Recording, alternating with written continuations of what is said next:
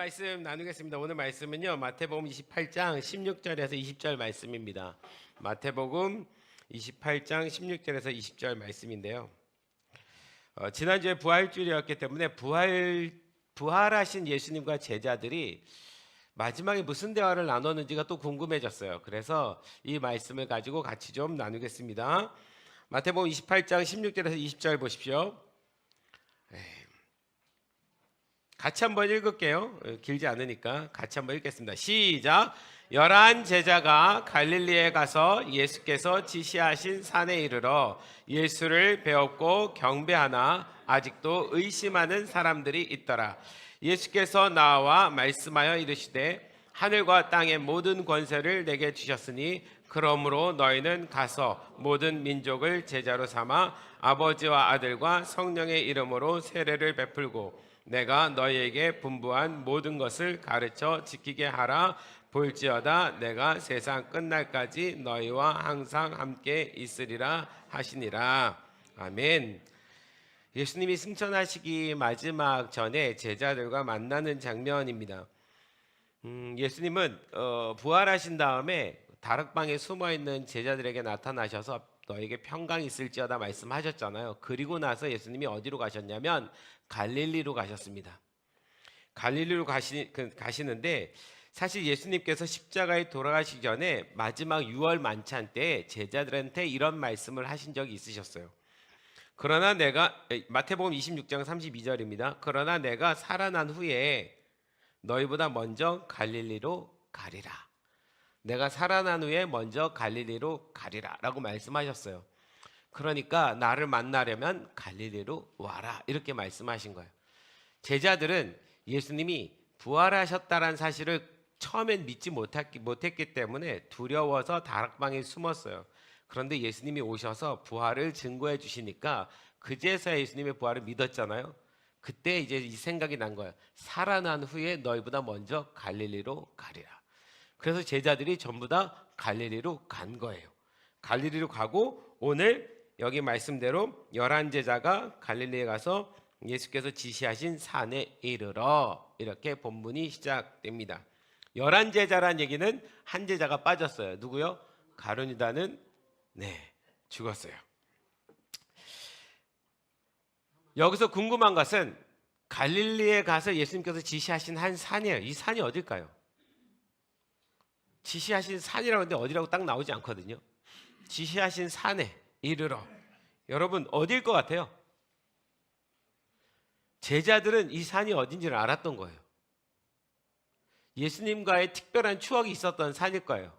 그럼 특별한 추억이 있었던 산 떠오른 대로 얘기해 보세요. 뭐 있을까요?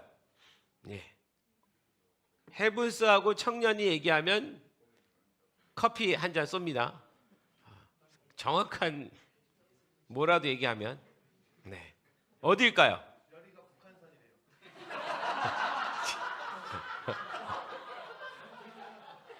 너는 니네 아빠가 나한테 커피 한 잔 사야 돼. 어디일까요?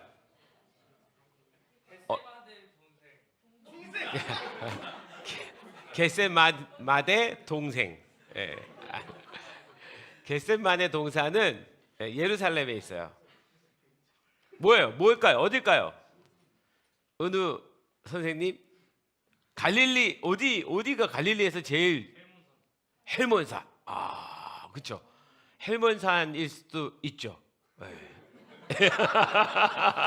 있을 수 있죠. 이게 지시하신 산이라 사실 어디라고 딱 나오지 않아요. 분명히 주님이 제자들과 함께 했었던 어떤 시간들이 있는 산이에요. 또 어디 있을까요? 갈릴리에서 일어난 어떤 기적들의 사건들을 생각해 봐요. 갈릴리의 산이라는 거는 이렇게 언덕도 산이고 뭐 포함하는데 여러분 갈릴리에서 우리가 아는 중요한 여러 가지 사건들이 있는데 그 중에 하나가 오병이어의 사건. 그죠? 오병이어의 사건이 있었던 장소도 아마 여기 명단에 들어갈 수 있겠고 또 하나는 예수님이 베드로하고 야고보하고 데려가셔서 올라가셔서 변화되셨던 변화산. 시내산은 저 출애굽 때 이야기야 얘들아. 변화산. 일 수도 있겠고, 어쨌든 중요한 것은 이 갈릴리에는 예수님과의 추억이 엄청나게 많은 곳입니다. 예수님은 갈릴리 그 바닷가에서 베드로의 배 위에 올라가셔서, 사실 여기서 지시하신 산도 중요하지만 갈릴리라는 이 지방이 중요해요. 예수님이 베드로하고 이 제자들을 처음 자기 제자로 초청하시고 너희가 사람을 낚는 어부가 되리라 말씀하셨던 그곳이 갈릴리예요. 갈릴리의 바닷가에서 베드로의 배 위에 올라오시고, 그리고 베드로가 하나도 고기를 얻지 못했을 때 예수님이 저 깊은 데로 그물을 던져라 하시고, 그물이 찢어질 만큼 고기가 가득 차고, 그때 베드로가 엎드리면서 나는 죄인입니다, 나를 떠나시옵소서 얘기하고, 예수님이 아니야, 내가 너를 사람 낚는 어부가 되게 할 거야. 이 사건이 있었던 것도 갈릴리예요. 아까 말한 오병이어 기적의 사건도 갈릴리고, 변화산 사건도 갈릴리고, 수많은 기적들이 일어난 곳도 갈릴리고, 베드로가 파도 가운데 물 위를 잠깐이라도 걸어봤던 적도 있는 곳이 갈릴리고. 자, 그럼 여기서 한 가지 질문이요. 왜 갈릴리에 가서 보자라고 말씀하셨을까요? 왜? 에? 익숙한 곳이라서. 네, 익숙한 것에 대한 의미를 더 붙여야 돼요. 왜 갈릴리로 가자고 하셨을까? 제가 생각해 보건데 한 세 가지의 이유가 있을 것 같아요. 뭐 왜일까요? 여러분 묵상하시면서 왜란 질문을 정말 많이 해보세요. 그래야 하나님 마음이 느껴져요. 왜일까요? 오늘 왜일까? 왜 갈릴리로 가자고 그러셨을까 예수님이? 지금 예루살렘에서 부활하셨으면 거기서, 그리고 예수님이 승천하실 때도 예루살렘에서 승천하셔요. 그러니 예루살렘에서 부활하시고 거기서 승천하시면 될 텐데 굳이 갈릴리까지 갔다가 다시 와서 승천하셔야 되거든요. 네? 초심. 네, 초심. 중요한 단어예요. 초심.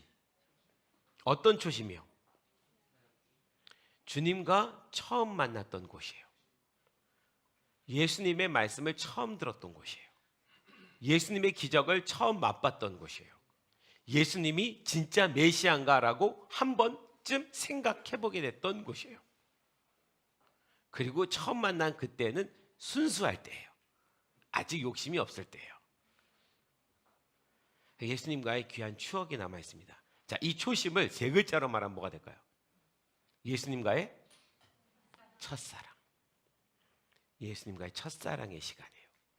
그 첫사랑의 장소로 데려가는 거예요. 그래서 거기서부터 다시 예수님께서 제자들의 마음 가운데 첫사랑을 회복시키시면서 마지막 사명을 전해주시는 거예요. 첫사랑의 마음을 불러일으키고 거기에다 사명을 주시는 거예요. 할렐루야. 그래서 그 장소로 가야 되는 거예요. 여러분은 여러분의 첫사랑은 어디입니까? 언제입니까? 어디서였습니까? 헤브스 초등학교 때 사랑했던 첫사랑 생각하지 말고, 우리가 주님을 처음 만났던 첫사랑의 시간, 내가 첫사랑이 아니더라도 예수님에 대해서 처음 정말 그분이 나의 구원자인가라고 고민하고 생각하고 믿음으로 받아들였던 때가 언젠가. 은우야, 너는 언제야? 너에게서 첫사랑은 언제인 것 같아? 생각해 보면. 그래도 네가 막 뜨거웠던. 생각해 봐. 그래도 너 나름 예비하면서 뜨거웠던 때 언제야? 생각해 봐. 자, 제가 여러분에게 30초 시간 드릴게요. 모두 생각하세요. 자, 반주 나오세요. 빨리. 30초 시간 드리고 제가 딱 찍으면 언제라고 얘기하셔야 됩니다. 모두 다. 네. 30초 시간. 눈 감으세요. 눈 감으세요. 내가 그래도 예수님 때문에 너무 행복했던 처음에 어떤 시간, 순간 생각해봐요. 자, 눈 감고. 네.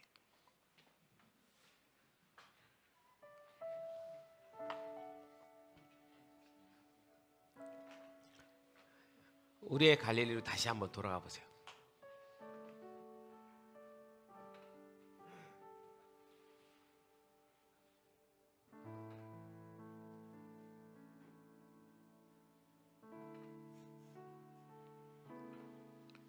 어떤 집회일 수도 있고 선교지일 수도 있고 어떤 예배일 수도 있고.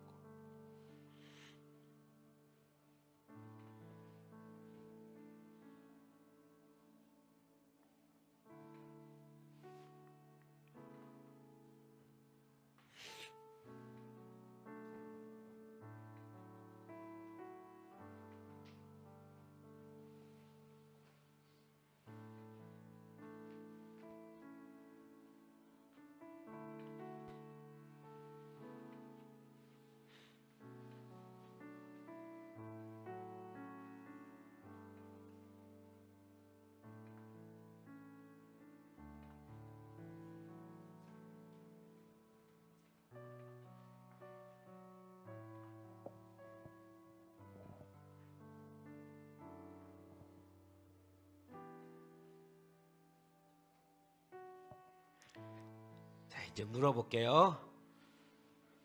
어느부터? 아까 내가 생각했잖아. 언제인 것 같아? 그래도 생각해보면. 저는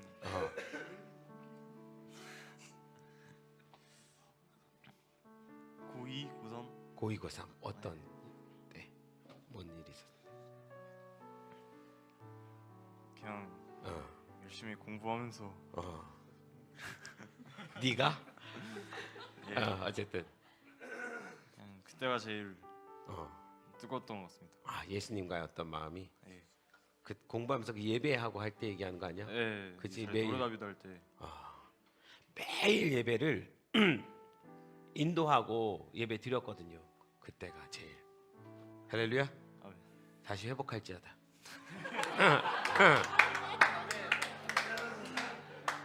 예언아, 너는? 너도 있니? 질문이 뭐였죠? 너의 첫사랑 예수님에 대한 어떤 그래도 뜨거운 마음이 있었던 때는 언제였냐는 거지.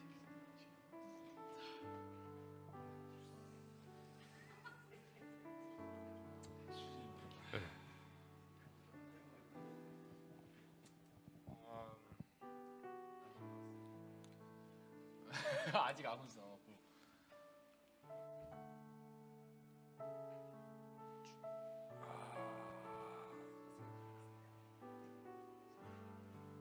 아무래도 이제 예처럼 이제 고1, 고2 때쯤 그때쯤 이제 제일 그거였던 것 같아요. 어떤 때가 생각나?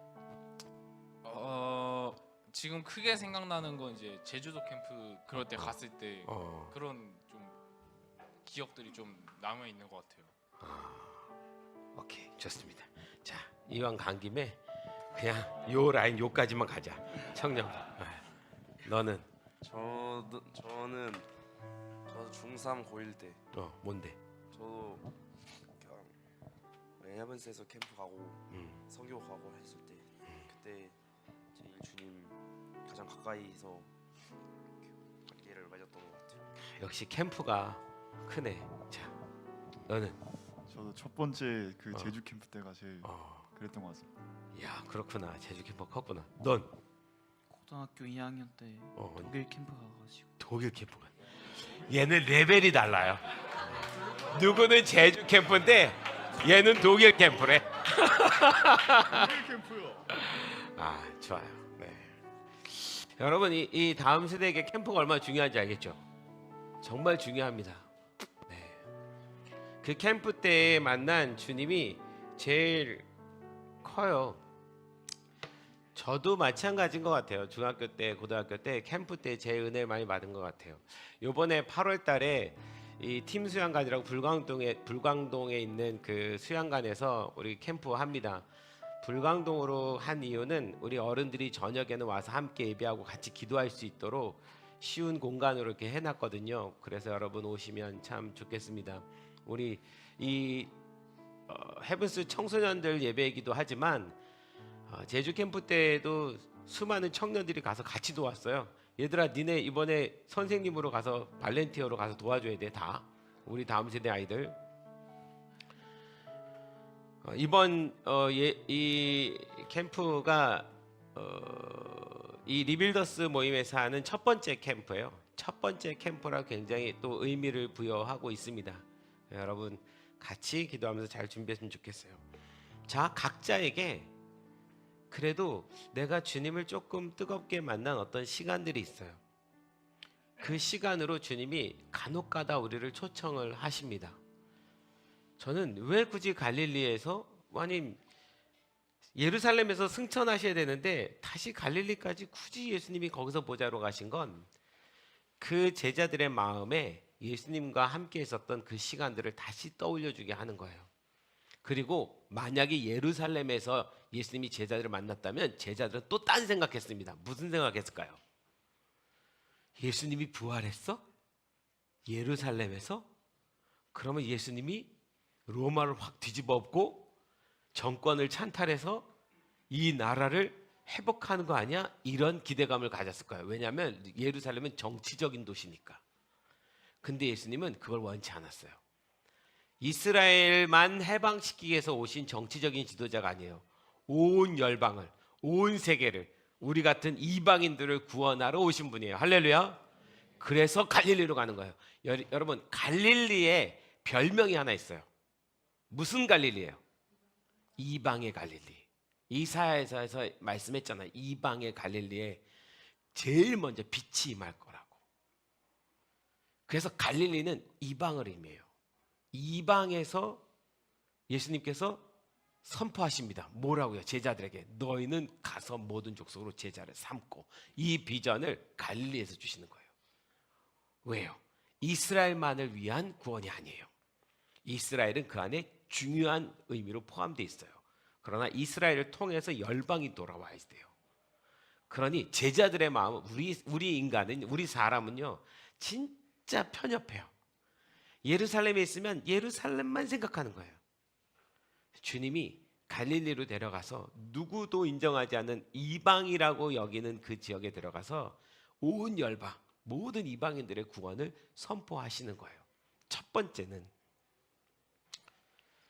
그 첫사랑을 다시 기억나게 하는, 그 순수한 마음으로 다시 돌아오게 하는 그곳으로 데려가신 것이고, 두 번째는 거기서 사명을 주시는 거예요. 온 열방을 구원해야 될 하나님의, 예수님의 그 놀라우신 그 구원의 계획을 거기서 설명하는 거예요. 여러분, 주님이 때때로 우리에게 첫사랑에 대해서 말씀하십니다. 여러분, 에베소 교회에 보면, 요한계시록에 에베소 교회에 보면 주님이 에베소 교회에게 이렇게 말씀하셔요. 뭐라고 말씀하시냐면 그 교회를 향해서 여러 가지 말씀하시다가 약 책망하시면서 이런 말씀하세요. 너의 첫사랑을 버렸느니라. 그러니까 하나님은 우리가 처음 주님을 뜨겁게 만났던 그 사랑에 대해서 기억하고 계십니다. 주님은 기억하십니다. 할렐루야. 우리 마음이 세상적이 돼도 주님은 기억하는 거예요. 그리고 주님은 그 자리로 우리를 자꾸 초청하는 거예요. 알았지, 은우야? 주님이 너를 초청하신다. 다시 그 예배 자리로. 할렐루야. 물론 우리가 세상 살면서 바쁘니까 그 첫사랑을 잊어버릴 수밖에 없는 그런 구조 속에 살아가는데, 때때로 하나님이 여러분들을 다시 갈릴리로 부르실 때가 있습니다. 그 첫사랑의 시간으로 다시 부르실 때가 있어요. 그때 중요합니다. 그때 거기 가봐야 돼요. 그리고 주님의 음성을 들어야 됩니다.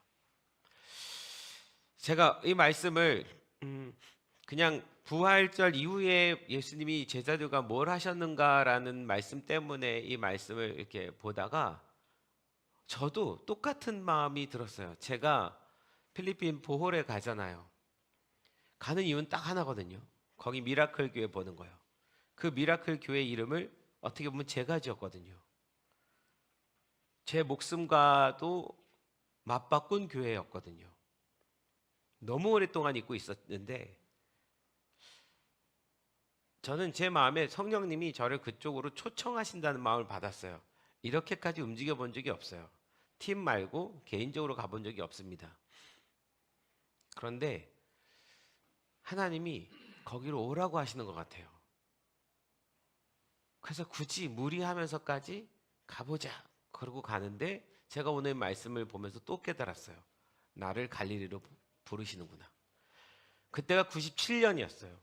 97년 2월 달이었을 겁니다. 1월 말이나 2월 달이었을 거예요. 결혼하고 저희 한 달 됐을 때예요. 아직 예연이도 태어나지 않을 때였죠.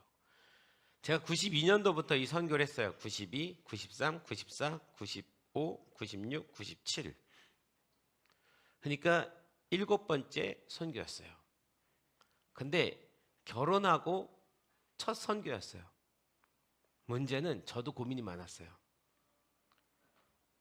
결혼하고 나서 정상적인 목회의 길을 걸어가야지 되는데 이 선교 때문에 목회를 잘 못하겠는 거예요. 사역을요. 그래서 이걸 계속 해야 되나 말아야 되나 고민도 되고 돈도 너무 많이 들고 이제 결혼해서 좀 정상적인 사역도 모두 해야 되는데 이 선교는 정상적이진 않았어요. 매일 뜨내기처럼 갔다 오고 여기 에너지 소모가 너무 컸기 때문에 그래서 그 7번째 그 사역을 통해서 계속 이 사역을 해야 되나 말아야 되나 고민하는 때였습니다. 그런데 죽다가 살아난 거예요. 그때 그 순간에는 그 감정 때문에 하나님 제가 계속 하겠습니다 라고 고백할 수밖에 없었어요. 여기서 다시 살려놓으셨는데 이유가 있겠지라는 마음에 그렇게 고백한 그 자리로 주님이 다시 초청하는 것 같은 거예요. 사실은 제가 지금 한 2, 3년 동안에 그런 생각 많이 했어요. 하나님 30년 넘게 이 사역을 했는데 진짜 열매가 뭡니까? 진짜 열매가 뭘까요? 이런 고민들이요. 주님께서 그 대답의 하나로 저한테 그렇게 아무도 없던 폐허 같은 성도가 하나도 없이 짓다가만 그 건물에 복음의 씨앗을 뿌렸다 할지라도 그 교회가 살아서 열매를 맺고 있는 거 이게 열매라는 거예요. 우리 교회랑은 아무 상관이 없을지 몰라요. 거기도 우리의 존재를 모르죠. 저도 모를 거고. 그런데 하나님 나라의 열매가 맺고 있는 거예요. 저는 갈릴리로 초청한다는 마음을 가지고 갑니다. 또 저한테 있어서는 다른 어떤 나라보다 필리핀은 의미가 있는 나라예요. 어저께 한 형제가 결혼한다고 전화가 왔는데 그러면서 목사님 필리핀 선교가 너무 생각나요 그러더라고요. 너무 생각이 나요. 아 그렇구나. 저한테는 필리핀이 갈릴리 같은 곳인데 주님이 거기로 부르시는 이유는 또다시 사명을 주시기 위함이 아닌가 이런 생각을 가지고 가봅니다. 자, 어쨌든 때때로 하나님께서 우리를 갈릴리로 초청하실 때가 있어요. 첫사랑의 장소로 우리를 부르실 때가 있어요. 거기서 주님은 다시 우리에게 사명을 주십니다. 우리가 세상 살면서 정신없이 살다가 그 주님과의 사랑이 내 안에서 잃어버림을 당한 건 아닌데 첫사랑의 그 느낌과 그 이유는 다르거든요. 그런데 하나님은 항상 첫사랑을 소망하세요. 그 첫사랑, 그 사랑 안에 계속 우리가 있기를 원하십니다. 여러분 그 첫사랑을 잘 지키고 또 아직 그 첫사랑을 진짜 경험하지 못한 분들이 계시다면 꼭 주님과의 깊은 그 첫사랑의 만남이 있기를 소망합니다. 할렐루야. 우리 옆사람에게 우리 첫사랑을 잘 기억합시다 라고 얘기해 주세요.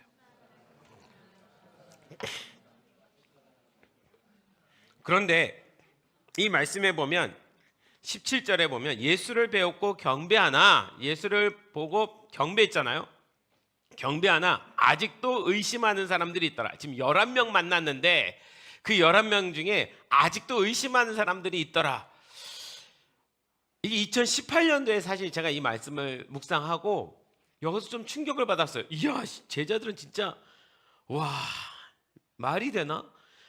그 다락방에서 예수님 만나고 부활하신 예수님 보고 못자국도 손 만져보고 창자국에다가 손도 밀어 넣었는데 그런데 여전히 의심하는 사람이 있다고요? 아, 이 제자들은 도대체 말이 되나? 정말 믿음이 있는가? 이런 생각이 들었어요. 아직도 의심하는 사람들이 있더라. 아직도 의심하는 사람들이 있더라. 근데 이 말씀을 보면서 우리를 생각해 보게 됐어요. 여러분 때때로 내가 예수 믿는 사람인가를 스스로 의심해 볼 때가 가끔 있습니까? 없습니까? 있어요. 우리도 있어요. 그지 은우야? 있지. 고마워 은우야. 내가 누구를 이렇게 딱 지목해서 은우와 함께 이 설교를 해야 되는데 네가 없어가지고 내가 한동안 힘들었어.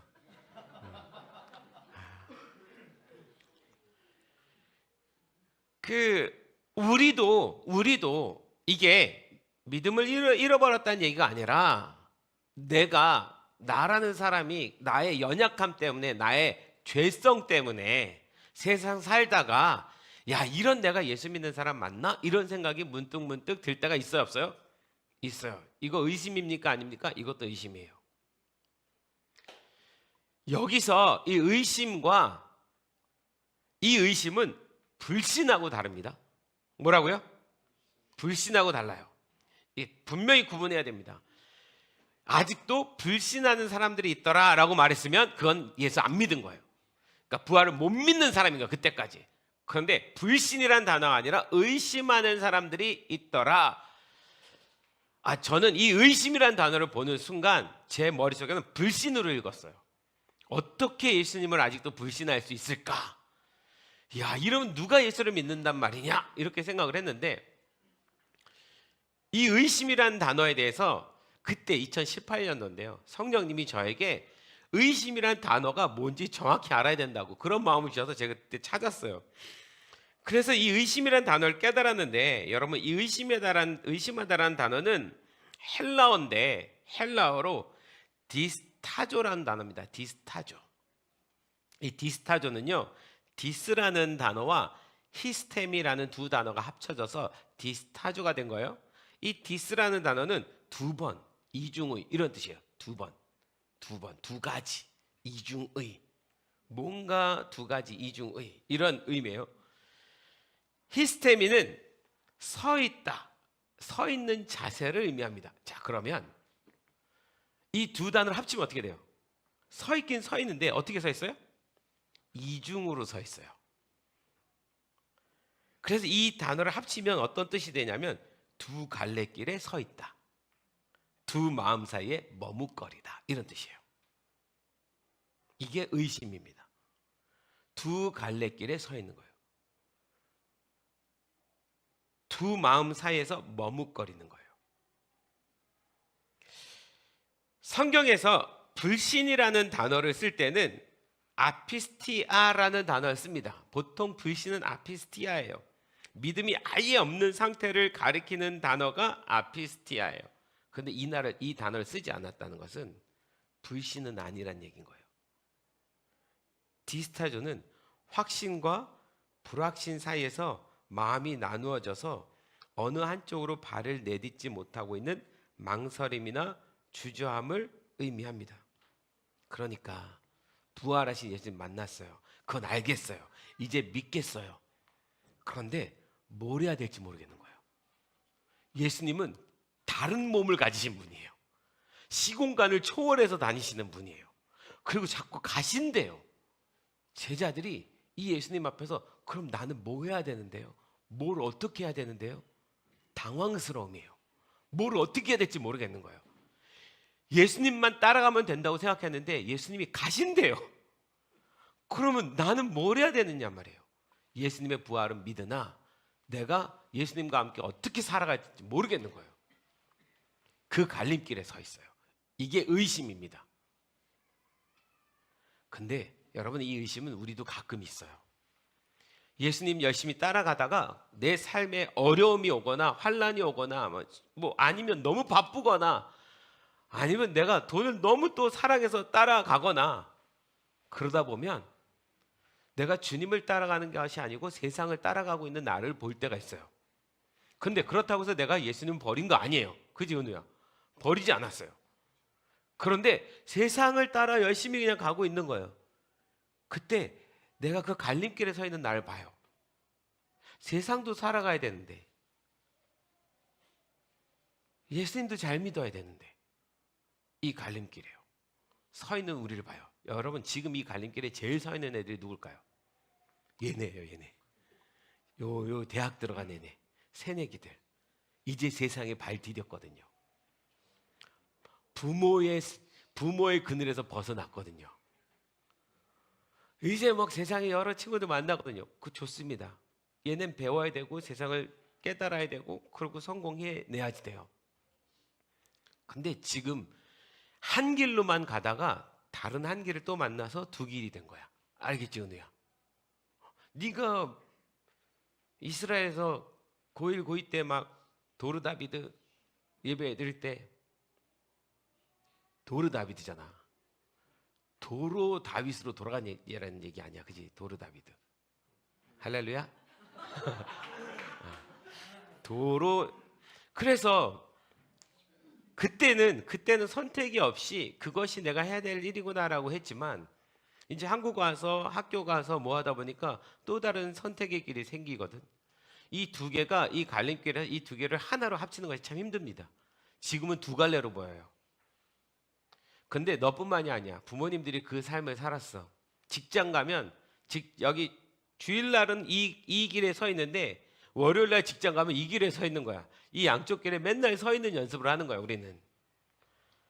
그럴 때 사단이 때때로 우리의 마음을 붙들고 흔듭니다. 너 예수 믿는 사람 맞아? 너 예수 믿는데 이렇게 살아도 돼? 그러면서 우리 마음을 흔들어요. 그 흔드는 이유는 아예 이 예수님의 그 길을 포기하고 그 세상의 길로 가라고 유혹하는 시간이죠. 요 시간에 갈림길에 서 있는 것이 디스타죠. 의심입니다. 지금 제자들이 그 상태예요. 예수님은 만났으나 뭘 해야 될지 모르는, 그리고 자기에게 아무 능력이 없는 걸 아는, 십자가 앞에서 두려워서 숨어 있는 자기들을 본, 그리고 너무 두려워서 이제 저 예루살렘에 다시 갈 수도 없는, 죽을까봐 이런 고민 속에 있는 제자들이에요. 예수님이 십자가 지기 전에는 예수님 그 예루살렘 가서 정말 놀라운 기적으로 정치적인 지도자로 그때 내가 영의정 우의정 할 거 생각할 때는 앞뒤 안 가리고 막 한 방향으로 믿음으로 달려가는데 죽음을 보고 난 다음에는 겁이 나는 거예요. 예수님의 부활은 믿었지만 자기의 삶이 그렇게 부활로 살아날 것에 대한 믿음은 아직 없는 거예요. 여러분, 이 확신은 언제 옵니까? 제자들에게? 성령님 임하셨을 때 와요. 그 전까지는 이 의심의 단계 속에 삽니다. 자, 우리의 신앙을 보면 맨 처음에 불신으로 시작해요. 예수님 모르는 삶으로. 그러다가 어느 날 주님 만나서 뜨겁게 만나요. 첫사랑을 깨닫습니다. 그러나 그럼에도 세상 속에 사니까 의심의 단계 속에서 계속 살아가요. 이게 주님을 안 믿는다는 얘기 아니에요. 믿어요. 구원받은 자녀 맞아요. 그런데 여전히 의심하더라. 성령님이 진짜 임하셔야지 이 의심이 확신으로 바뀝니다. 할렐루야. 때때로 우리가 의심될 때에는 갈릴리로 돌아가야 돼요.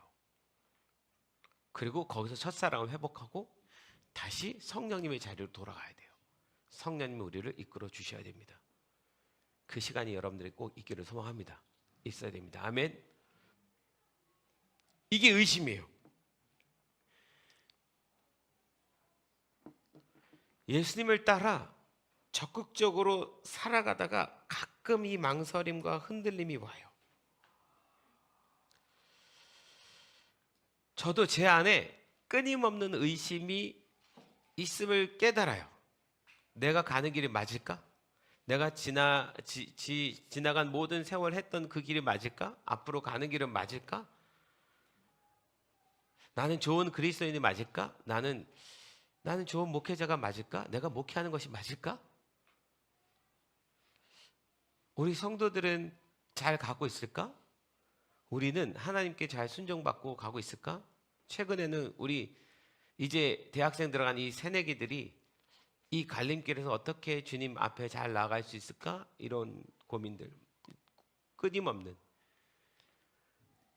그러나 이게 주님이 없다고 말하는 것이 아니고 주님을 잘 따라가기 위한 과정 중에 이 세상과 하나님의 나라 사이에서 망설이고 있는 순간인 거예요. 저는 너무 감사한 게 이 의심하는 이 제자들에게 예수님이 확신으로 바꿔주고 비전을 던진 것이 아니라는 거예요. 의심한 상태지만 예수님이 인정하세요. 그게 불신이 아니라는 거. 네가 믿음이 없는 게 아니라는 거. 충분히 그 사명과 비전을 받을 만한 사람이라고 예수님이 인정을 해주시는 거예요. 그래서 오늘 너희는 모든 족속에 가라라고 던지는 겁니다. 그래서 여러분에게 부탁하고 싶은 이야기가 있어요. 때때로 내 믿음에 대한 의심이 일어날 때 여러분 그 의심은 소중하고 귀해요. 갈릴리로 가서 주님을 만나라는 시간이니까 그 의심의 시간을 사단은 불신으로 만들고 싶어요. 그래 거봐 너는 예수 믿는 게 아니야. 넌 세뇌 당한 거야. 니네 부모님이 어려서부터 교회 다녔으니까 너도 다닌 거지. 네 믿음으로 다닌 게 뭐가 있어. 아, 너 세상에서 이렇게 살아갔는데 네가 믿음 있는 사람이라고 할 수 있어?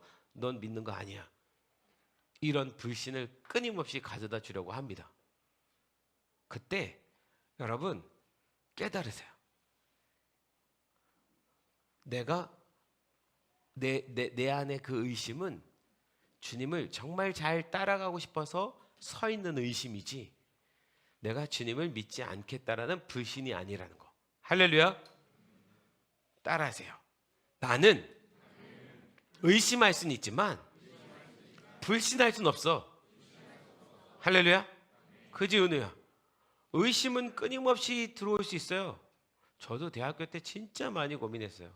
제일 큰 고민은 뭐였냐면 내가 예수 믿는 것이 부모님에 의해서 신앙생활하고 부모님이 교회를 개척하셨기 때문에 어쩔 수 없이 교회를 다니면서 세뇌당한 것은 아닌가. 이 싸움을 얼마나 했는지 몰라요. 대학 들어가서. 그런데 그 의심이 저한테 정말 좋은 자극이 됐어요. 그래서 더 말씀이 저한테 새롭게 왔어요. 제가 그동안 다녔던 교회의 어떤 시간으로 예수님 만나는 것이 아니라 말씀에서 진짜 주님이 그런가 확인하고 싶었어요. 그러면서 예수님을 만났어요. 그런 시간들이 오는 거예요. 이 아이들에게 꼭 와야 됩니다. 그래서 말씀 안에서 자기 하나님 만나야 돼요. 이전까지는 목사님이, 전도사님이, 부모님이 말해준 하나님이에요. 그런데 이제 나의 하나님을 만나야 되는 거야. 할렐루야. 나의 하나님을 내가 말씀으로 만난 하나님이요. 설교로 듣는 하나님이 아니고. 그래서 우리가 묵상을 그렇게 하자고 하는 거예요. 내가 만나는 하나님이어야 돼요. 여러분 불신이 아닙니다. 의심입니다. 할렐루야. 이건 중요해요. 사단은 자꾸 우리를 그 불신으로 끌고 가려고 해요. 여러분 기억나실지 모르겠는데 제가 2018년도에 이 말씀을 깨닫고 위드워즈라는 그 유튜브 제가 하나 만들었잖아요. 그 첫 메시지가 이거였어요. 의심인가 불신인가. 제목이 그랬어요. 그게 첫 메시지가. 저한테는 굉장히 의미 있는 말씀이었어요. 내 안에 끊임없이 일어나는 이 고민과 갈등이 결코 불신이 아니라는 거. 건강한 의심이라는 거. 할렐루야. 주님이 제자들에게 지금 여기 성경에서 아직도 의심하는 사람이 있더라라는 이 의심은 건강한 의심입니다. 따라해보세요. 건강한 의심. 이건 건강한 고민이에요. 건강한 고민입니다. 그때 이 말씀 유튜브에 올렸을 때 저한테 메시지가 하나 왔어요. 제가 모르는 분인데 자기의 신앙이 항상 이 의심 속에 있어서 이 의심 때문에 내가 하나님을 제대로 믿지 않는 사람이구나라고 평생 죄책감 속에 살았대요. 근데 자기는 정말 예수님 믿고 싶은데 근데 이 말씀을 보면서 자기가 고민하는 것이 불신이 아니라는 것을 처음 깨달았다는 거예요. 이런 의심이라면 내가 해도 괜찮구나. 그리고 난 주님 앞에 더 가고 싶은데 그 마음이 일어나면서 자기의 오래된 그 생각이 오래된 그 불신이 깨지는 시간이 되었다라고 저한테 DM이 왔어요. 동일하게 여러분들에게도 말씀드립니다. 건강한 의심이 필요해요.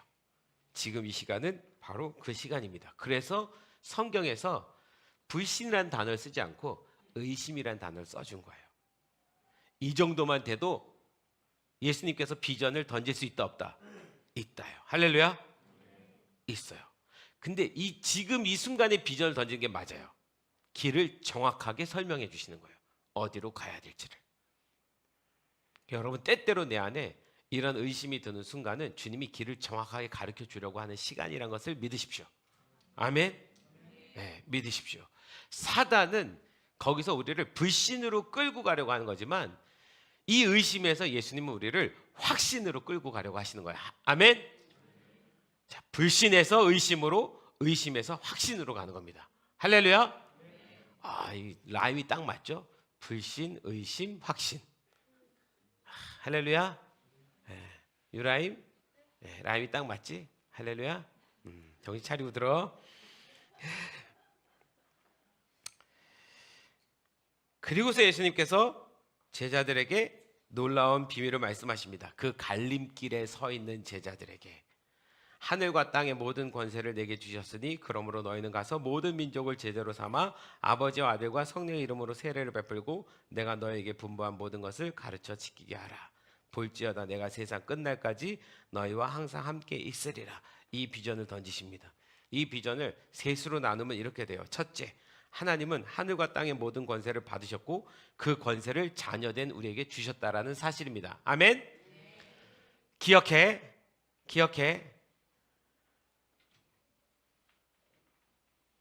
하늘과 땅의 모든 권세를 예수님이 받으셨습니다. 아멘.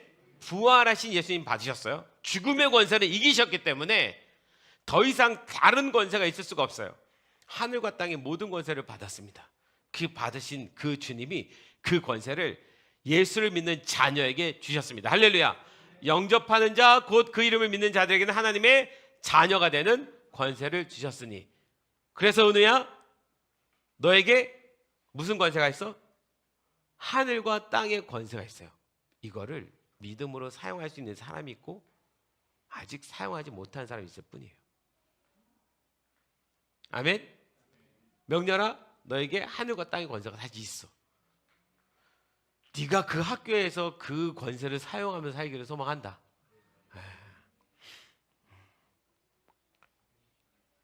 그리고 둘째, 그 권세를 가진 우리를 모든 민족에게 보내셔서 예수 그리스도의 복음을 가르치게 하는 거예요. 이게 주님이 우리에게 명령하신 일입니다. 할렐루야. 세 번째로, 그 사명을 감당하는 우리에게 세상 끝날까지 함께 해주실 것이라는 약속입니다. 주님이 언제든 우리와 함께 하십니다. 날마다 우리 안에 함께 하십니다. 사실 주님이 우리와 함께 하신다라는 이 말씀보다 귀한 말씀은 없는 것 같아요. 임마누엘. 매일매일 우리는 주님이 나와 함께 하신다는 걸 잊을 수밖에 없어요. 눈에 보이는 건 세상이지 주님이 아니니까. 주님은 보이지 않는 우리 안에 손님이시니까. 그러니까 잊어요. 그런데 내 믿음은 잊으면 안 돼요. 주님이 나와 함께 하십니다. 내가 길을 걸을 때에도 함께하고 계시고 날 지켜보시고, 내가 직장에 있을 때나 학교에 있을 때나 가정에 있을 때, 차 안에 있을 때 주님이 나와 함께 하십니다. 아멘. 한 번쯤 그렇게 얘들아 생각하며 살아봐. 주님이 나와 함께 계신다. 예전에 제가 이걸 처음 전혀 엉뚱하게 깨달은 적이 있었는데, 대학교 1학년 때 기차 타고, 저도 이제 기숙사 가는 것 때문에 천안 내려가는 기찻길에서 기차 타고 가는데 창밖을 이렇게 쳐다보는데 가로수들 있잖아요. 그 가로수에 이상하게 어느 나무에만 새둥지가 그렇게 많은 거예요.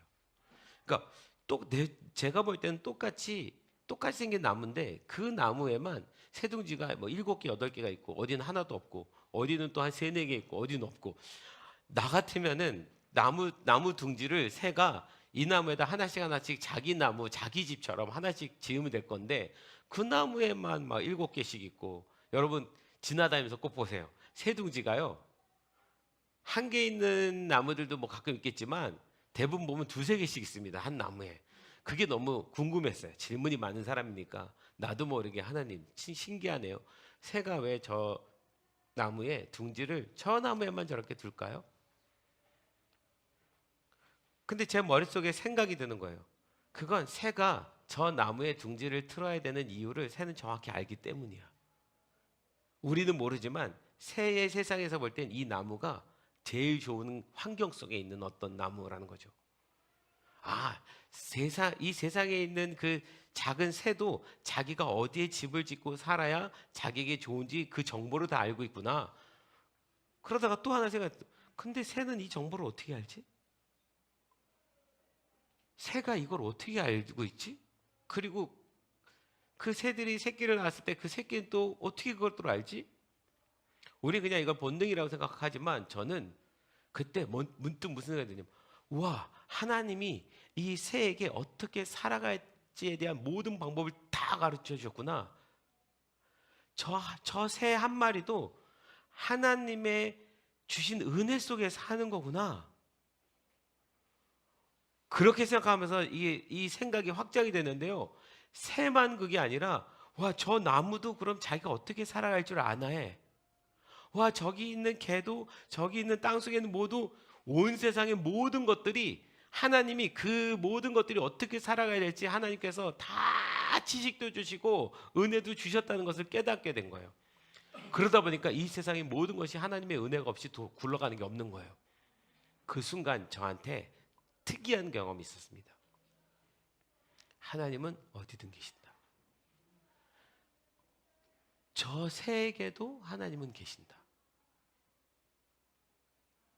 하나님 모든 만물 가운데 하나님이 다 살아계신다. 나만 인도하는 게 아니라 이 세상의 모든 만물을 그가 다스리신다. 그러면 성경에 그 생각이 났어요. 참새 한 마리도 하나님의 허락 없이 안 떨어진다고. 굉장한 말씀이죠. 그냥 하는 말인 줄 알았더니 그게 아니에요.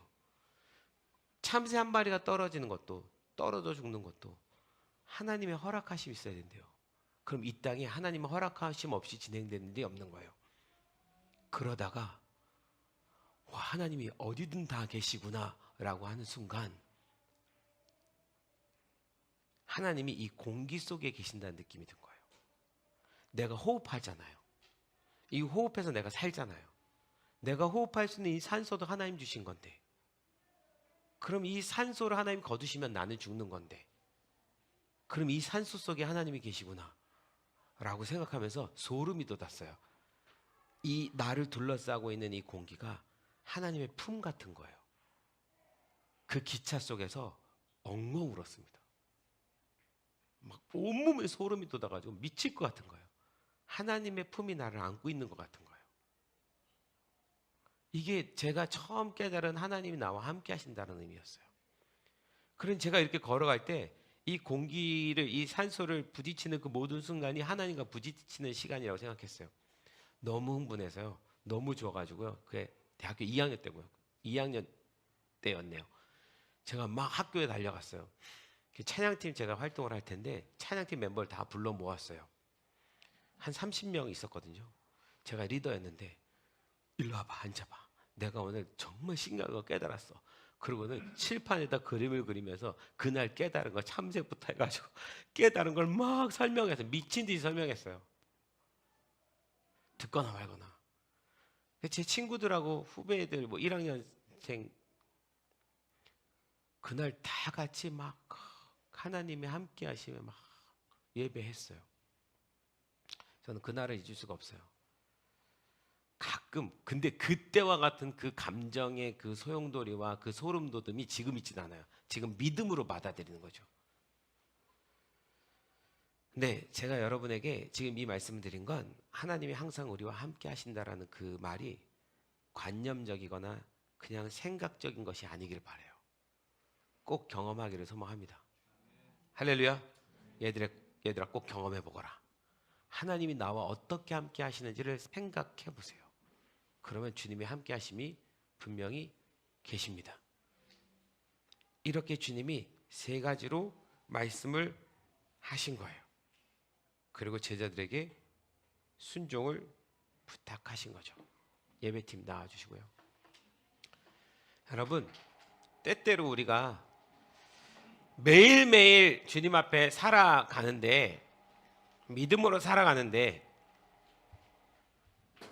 이 세상이란 속에서 살아가고 있다 보니까 바벨론화 점점 되어가는 시스템의 세상 속에 살다 보니까 우리가 예수님을 떠난 거 아니고 하나님을 버린 거 아닌데 정신없이 바쁘게 살다 보니까 때때로 이런 의심이 들 때가 있습니다.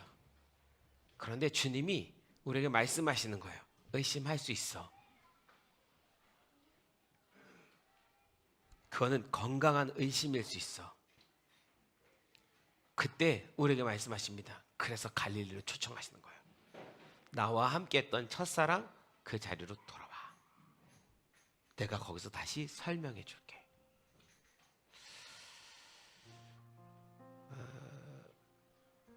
우리가 주님 오시는 그 날이 언제인지 모르겠지만 그날까지 우리의 믿음을 지켜 살아가는 것이 쉽지 않을 것입니다. 매일 하루하루 사는 것도 쉽지 않은데 일주일 단위로도 쉽지 않은데 주님 오시는 그날까지 우리의 믿음을 그렇게 지키며 살아가는 게 결코 쉽지 않아요. 수도 없는 의심의 시간이 들어요. 디스타죠. 망설이는 시간이 옵니다. 주님의 뜻과 이 세상의 길에서 잠깐 고민하는 시간들이 때때로 한 번씩 있어요. 그런 시간이 오면 다시 내 첫사랑을 생각하세요. 주님과 가장 뜨거웠던 시간, 내가 가장 열정적으로 예배드렸던 시간, 내가 어떤 말씀의 은혜를 받았던 시간 돌아가야 돼요. 어쩌면 이 주일날 일주일에 한 번씩 이 자리에 나오는 것이 우리에겐 그 첫사랑의 시간입니다. 이곳에 와서 다시 깨닫게 하시는 거예요. 그리고 일주일을 그 갈림길 속에서 다시 확신으로 주님 안에서 살아가게 하는 거예요. 그래서 주일은 중요합니다. 이 안식일이 정말 중요해요. 일주일마다 우리가 이 안식일의 시간이 없으면 우리는 금방 주님을 떠날 수 있는 사람이에요. 저조차도. 여러분, 그 주님의 초청의 자리에 모두 함께 하시는 여러분 되었으면 좋겠습니다. 할렐루야, 할렐루야. 저는 우리 다음 세대들은 꼭 주님과의 첫사랑이라고 말할 만한 특별한 만남이 있기를 소망합니다. 아멘. 네. 우리 이 찬양 먼저 합시다. 오늘 하나님께서 우리 다 같이 일어나십시다.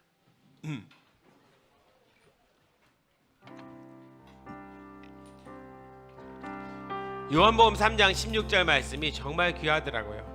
하나님이 세상을 이처럼 사랑하사 독생자를 주셨으니 이는 저를 믿는 자마다 멸망치 않고 영생을 얻게 하려 하심이니라. 우리 효진이도 그 말씀 보고 온 거잖아요.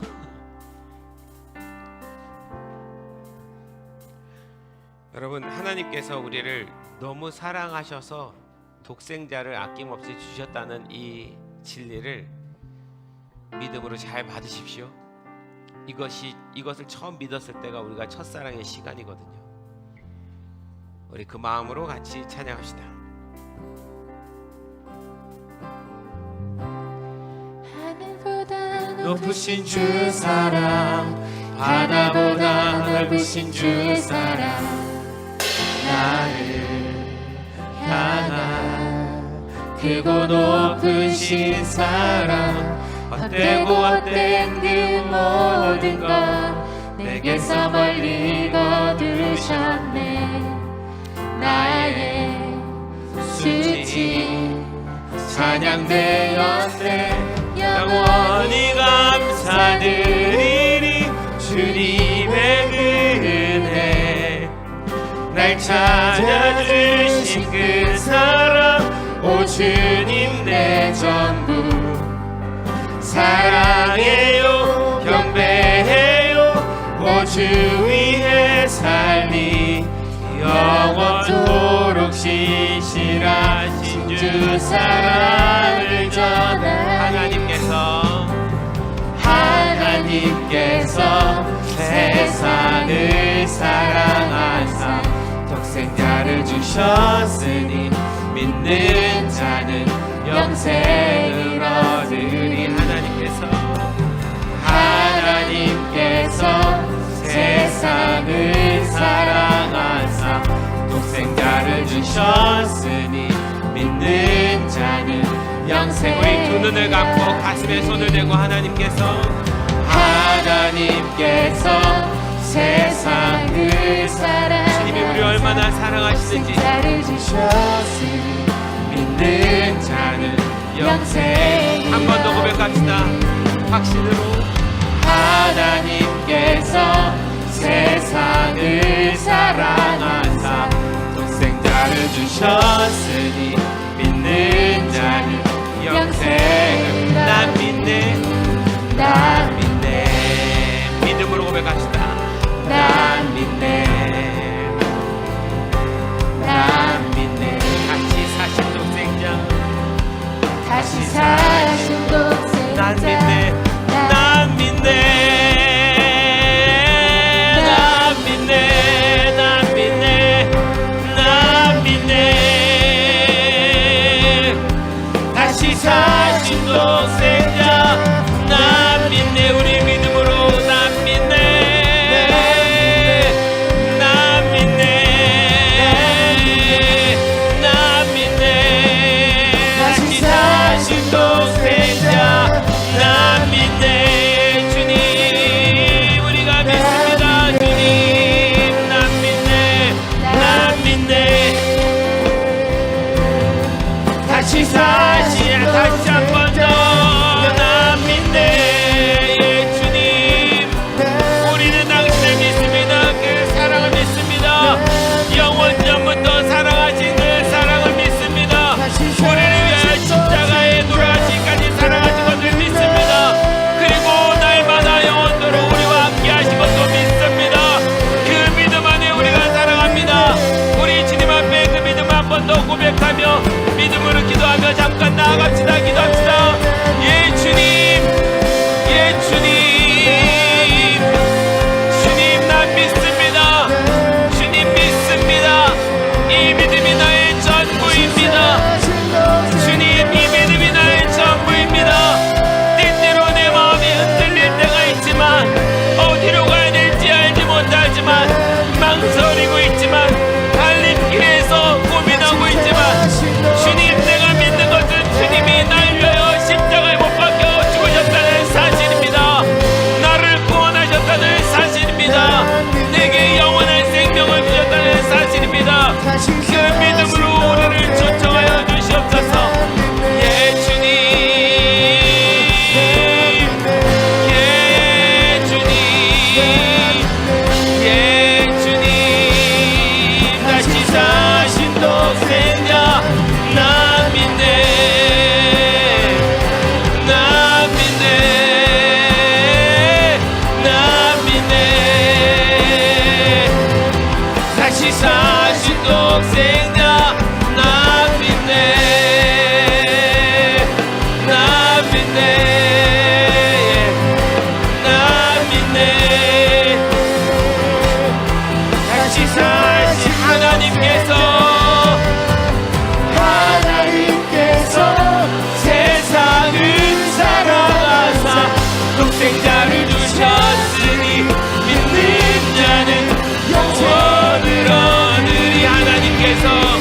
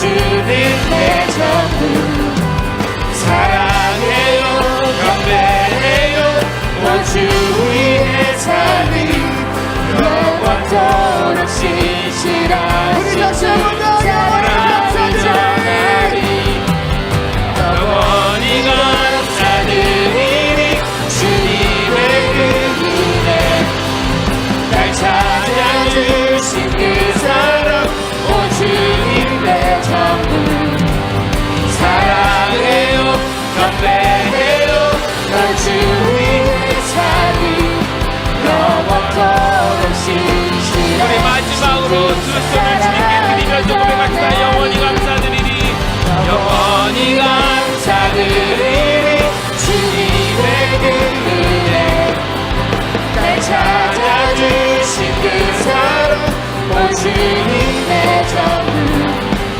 사랑해요 경배해요 오 주 위에 살리 영원토록 신실하신 주 사랑을 전하나님께서 하나님께서 세상을 사랑하사 독생자를 주셨으니 믿는 자는 영생을 얻으니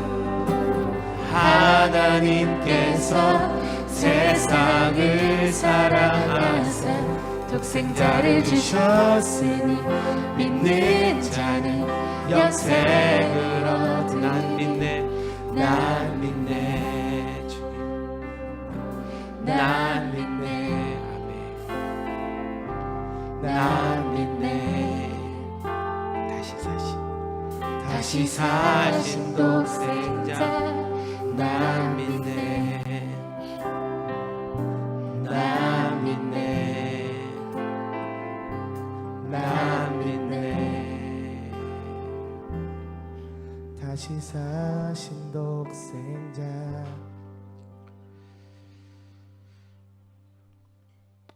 예, 부활하신 예수님 제자들을 갈릴리로 초청하셔서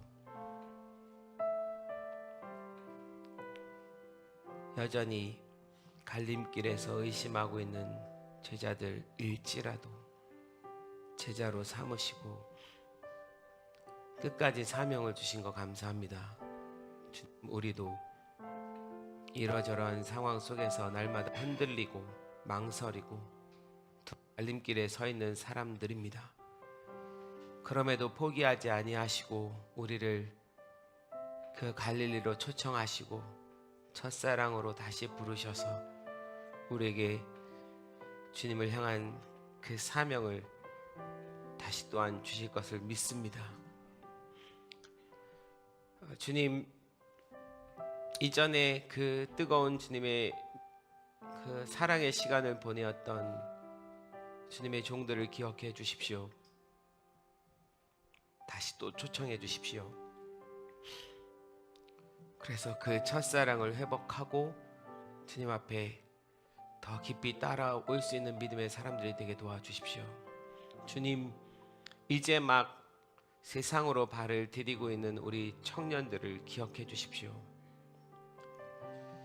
이 아이들에게 이전에 주님을 만났던 경험보다도 더 큰 경험을 허락해 주십시오. 그 인상에 다시는 잊어버릴 수 없는 그런 주님을 깊이 사랑하는 첫사랑의 시간을 꼭 허락해 주십시오.